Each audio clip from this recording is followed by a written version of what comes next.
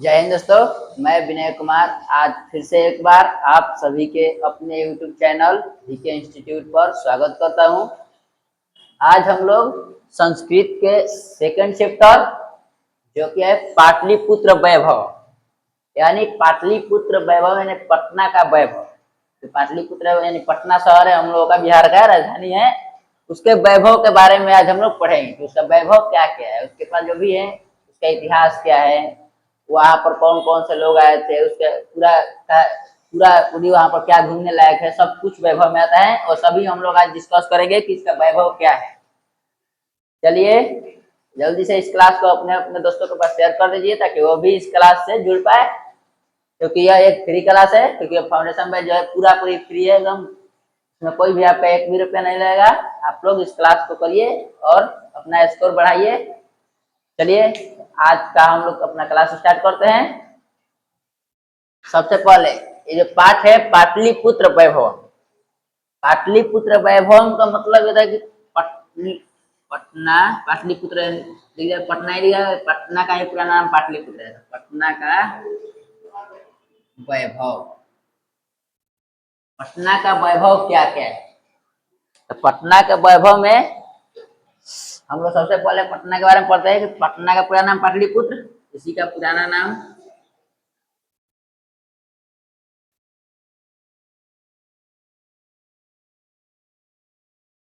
पाटलिपुत्र।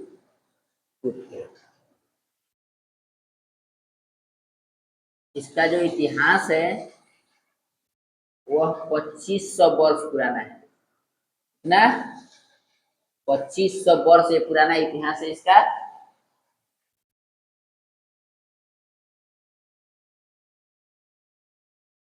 इस पटना के बारे में अनेकों विदेशी यात्री यहाँ पर घूमने और पढ़ने आए थे।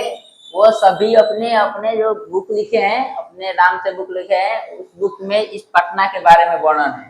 तो पहले हम लोग लेखक के बारे में डिस्कस करते थे, कौन कौन से लेखक हैं जो इस पटना के बारे में लिखे हैं।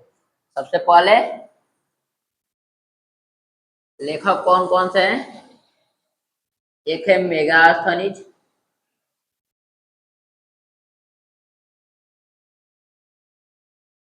एक है हाहयान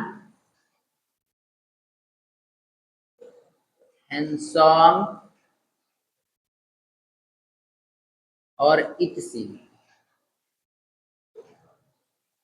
ये 4 लेखक हैं जो लिखे हैं। और भी है दामोदर गुप्त,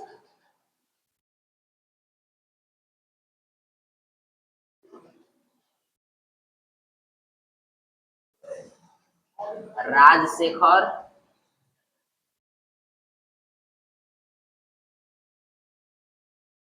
एक और है विशाख दत्त।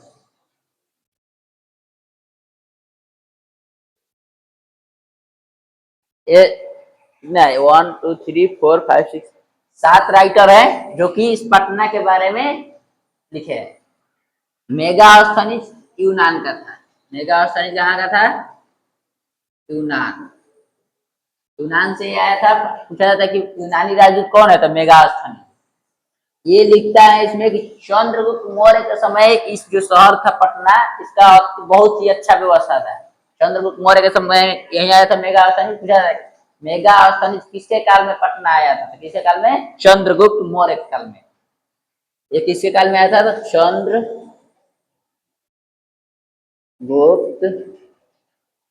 मौर्य। ये फाह्यान, हेनसोंग और इत्सिंग, ये तीनों के तीनों चीनी यात्री हैं। ये भी चीन से, ये भी चीन से, ये भी चीन से। ये तो आप लोग जाने भारतीय है। ये अपने बुक में लिखता है कि जो जब चंद्रगुप्त मौर्य का जब शासन काल था तो उस समय इस नगर की जो रक्षा व्यवस्था थी और जो प्रकृति थी बहुत ही अच्छा था, बहुत अच्छा था। और फाह्यान भी लिखता है, फाह्यान। और ये लोग बताते हैं कि अशोक के समय और भी ज्यादा अच्छा था। अशोक के समय जो था वो और ज्यादा अच्छा था। पूछा जाए कि किसके समय रक्षा व्यवस्था उत्तम थी, तो मेगा चंद्रगुप्त मौर्य के समय। जो दामोदर गुप्त हैं ये एक बुक लिखे हैं, बुक का नाम है कूटनीमत।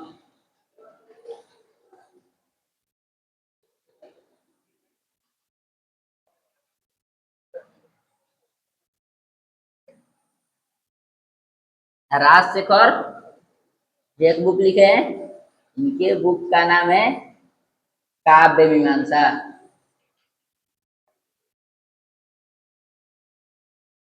मीमांसा पूछा जाता है कि राजशेखर किस बुक को लिखे है, तो काव्य मीमांसा, दामोदर गुप्त, कूटनीमत। ऐसे पूछा जाएगा कि कूटनीमत के रचनाकार कौन है, दामोदर गुप्त। देखिए इसको याद करने का अच्छा है कि नीमत लास्ट में तो है, दामोदर गुप्त लास्ट में तो है, याद रहेगा। ये इसी में दोनों में जुड़वाता है जाता है लोग, बच्चा इसी में जुड़वाता है कि किसका इसका ये होगा कि इसका ये होगा, तो है तो बाकी जो बचा कि काव्य मीमांसा राजशेखर याद रहेगा। विशाख दत्त ये भी एक बुक लिखे हैं, मुद्रा राक्षस। इन्होंने इस बुक में पटना का वर्णन किया है।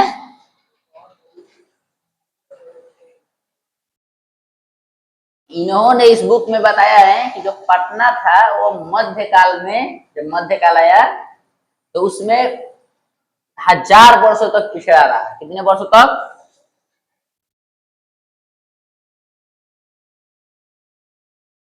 मध्यकाल में 1000 वर्षों तक पिछड़ा रहा। कितने वर्षों तक पिछड़ा रहा था? 1000 वर्षों तक। कितने वर्षों तक? 1000 वर्षों तक। इसके बाद ये इस बुक में ये भी बताते हैं इस नगर का सबसे अधिक विकास मुगल काल में, जो मुगल जो काल है, मुगल वंश पता है आप लोगों को? मुगल वंश आप लोगों को पता है? बाबर, अकबर, हुमायूं, ये सब जो थे, बाबर, हुमायूं, अकबर, औरंगजेब, ये सभी के क्या थे? मुगल वंश के थे। ये सभी मुगल वंश के थे। तो इनके समय में पटना का बहुत ज्यादा विकास हुआ था। तो मैंने पटना पर बहुत ध्यान दिए थे अपने अपने शासनकाल में। और अंग्रेजी शासनकाल में, अंग्रेजी शासनकाल, जब अंग्रेजों का जब राज था हम लोग के भारत में, तब इस जो पटना है इसका बहुत ज्यादा विकास हुआ था। क्योंकि अंग्रेज उस समय, सोच लो उस समय हम लोग के थी में जब ट्रेन चलती थी, ये जब पहले वाले ट्रेन लाए तो ऐसे तो मुंबई से थाने चला था, लेकिन जब चारों तरफ ट्रेन नहीं थी उस समय पटना में ट्रेन चलती थी। आप लोगों ने वीडियो के देखा होगा। तो ये मुगल वंश में और अंग्रेजी काल में ज्यादा अच्छी हुआ। इसके बाद आता है एक और वंश है, गुप्त वंश। साइड में लिखते हैं,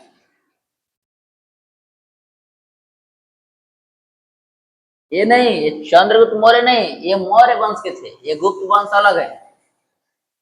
गुप्त वंश में के समय एक त्योहार मनाया जाता था जिसका नाम है कौमुदी महोत्सव। कौमुदी महोत्सव क्या नाम है? ये शरद ऋतु में मनाया जाता था। शरद यानी जो ठंडा का जो दिन होता है उसमें शरद ऋतु। कौमुदी महोत्सव कब मनाया जाता था? शरद ऋतु में। पूछा जाता है किसके शासन का, कब, किसके वंश समय था? गुप्त वंश के समय। जो कौमुदी महोत्सव था ये आजकल के जैसे दुर्गा पूजा हम लोग जैसे मनाते हैं, दुर्गा पूजा में जितना मंदिर पंडाल होता है, ये ठीक वैसे ही मिलता जुलता इसी से होता था। कौमुदी महोत्सव जो होता है दुर्गा पूजा से मिलता जुलता होता था। पूछा जाता है कि जो कौमुदी महोत्सव है आज के किस पर्व के समान होता है? तो किस पर्व के? दुर्गा पूजा के समान। यहाँ पर लिख भी देते हैं ये जो है दुर्गा पूजा के समान, तो इसी से मिलता जुलता था। चलिए यहाँ तक आपको क्लियर हुआ होगा, हम लोग आगे बढ़ते हैं।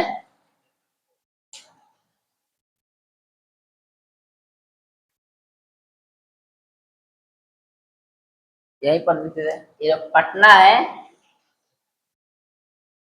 ये जो पटना नाम पड़ा ये मध्यकाल में ही पड़ा। कब पड़ा? मध्यकाल में इसका पटना नाम पड़ा। ये पतन शब्द से बना है। पतन शब्द से पूछा जाएगा पटना किस शब्द से बना है? तो पतन किस शब्द से? पतन शब्द से। ये जो पटना का पुराना नाम देख लेते हैं, और नाम जो भी है पटना का, तो एक तो पाटलिपुत्र ये है। कुछ प्राचीन ग्रंथों में इसका नाम पुष्पपुर या कुसुमपुर भी मिलता है, कुसुम, पुष्पपुर या कुसुमपुर। पुष्प माने क्या होता है? फूल होता है, और कुसुम माने भी फूल होता है। इससे पता लगता है कि ये जो नगर है इसके आसपास में फूलों का उत्पादन बहुत ज्यादा हुआ करता था पहले, क्योंकि ये पुराने ग्रंथों में इसका नाम मिला है, पुष्पपुर और कुसुमपुर। चलिए यहाँ तक क्लियर हुआ होगा। बताया जाता है कि जब ये पटना है, ये इसका पहले एक गांव था। क्या था? गांव, ग्राम। उसका नाम था पाटली ग्राम।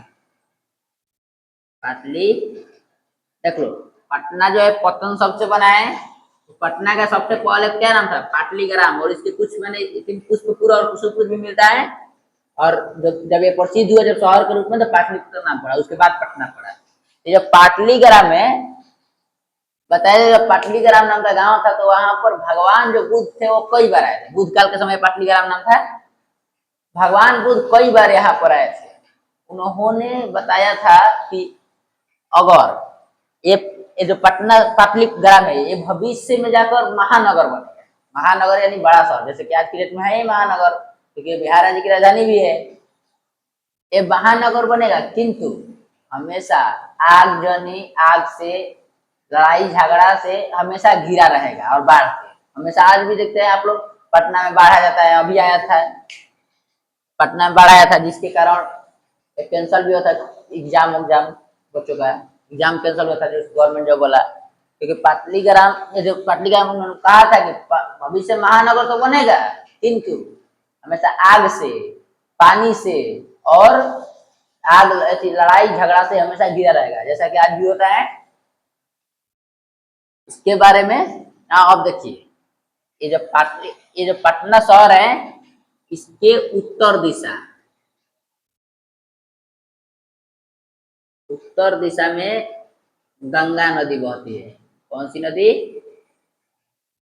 ये गंगा नदी के किनारे, पटना किस नदी के किनारे था? गंगा नदी के किनारे। किस दिशा में गंगा नदी है? उत्तर दिशा में। और इसी नदी पर एक पुल है। ये जो गंगा नदी है, इस नदी पर एक पुल है, जो एशिया का सबसे बड़ा पुल है, गांधी सेतु।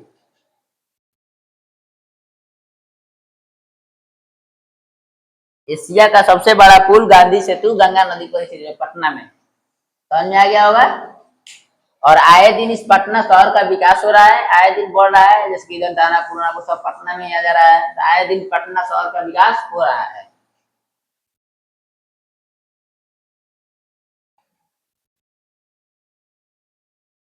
चलिए, उम्मीद करता हूँ कि आपको ये पाठ पूरी समझ में आया होगा। पूछा जाता है कि पटना का पुराना नाम, तो पाटली ग्राम, और या फिर किस शब्द से बना था? पतन। इसका क्या नाम मिलता है? पुष्पपुर और कुसुमपुर। तो फूल का उत्पादन होता था, इसलिए। इसका इतिहास कितने वर्ष पुराना है? तो 2500 वर्ष। ये जो लेखक हैं, लेखक कौन कौन से, ये भी आपको बता ही दिए हम। चलिए, इसी के साथ हम अपना आज का सेशन समाप्त करते हैं। और हाँ, कल शाम 5 बजे आप लोगों का वर्णिका का जो 5वां चैप्टर हम खत्म किए हैं, उसका टेस्ट टेलीग्राम चैनल पर होगा। उससे आप अवश्य जुड़े। टेलीग्राम चैनल का लिंक हमारे डिस्क्रिप्शन बॉक्स में इस वीडियो को मिल जाएगा। जो वीडियो डाला गया उसके हर वीडियो के डिस्क्रिप्शन बॉक्स में टेलीग्राम चैनल का लिंक है। आप लोग उस टेलीग्राम चैनल से जुड़िए, और कल शाम को 7 बजे टेस्ट जरूर दीजिएगा। 7 बजे आप लोगों का क्यूज स्टार्ट होगा, और 7 बजे क्यूज अवश्य अटेंड करिएगा और अपना स्कोर बेहतर बनाइए। चलिए, जय हिंद, जय भारत। पढ़ते रहिए, बढ़ते रहिए।